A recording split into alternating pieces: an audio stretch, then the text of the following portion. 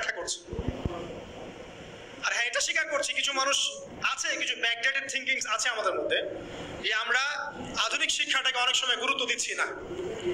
এটা ঠিক নয়, এটা আমার মত। পরিবেশ বজায় রেখে, ইসলামিক পরিবেশ বজায় রেখে আধুনিক শিক্ষায় শিক্ষিত হতে কোনো সমস্যা আছে? আর আধুনিক এই শিক্ষাগুলো অন-ইসলামিক শিক্ষা নয়।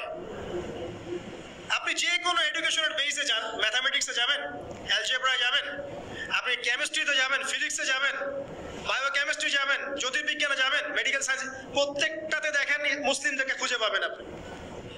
প্রত্যেকটা গোড়াপত্তন গিয়ে আপনি দেখবেন মুসলিমদের হাতেই হয়েছে।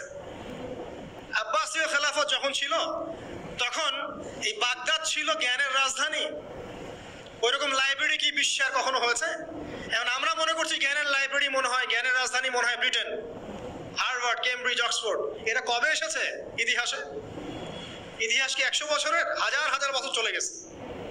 হিস্ট্রি পড়েন।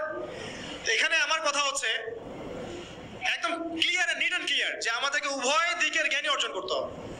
বোধ কোরআন সুন্নাহ এবং আধুনিক জ্ঞান, এই দুটো জ্ঞান যখন আপনি একত্রিত করবেন, ইনশাআল্লাহ দেখবেন আল্লাহ চাইতো কোরআন এবং সুন্নাহকে হাতে নিয়ে এই বিশ্বের চ্যালেঞ্জগুলোকে ফেস করা যাবে ইনশাআল্লাহ।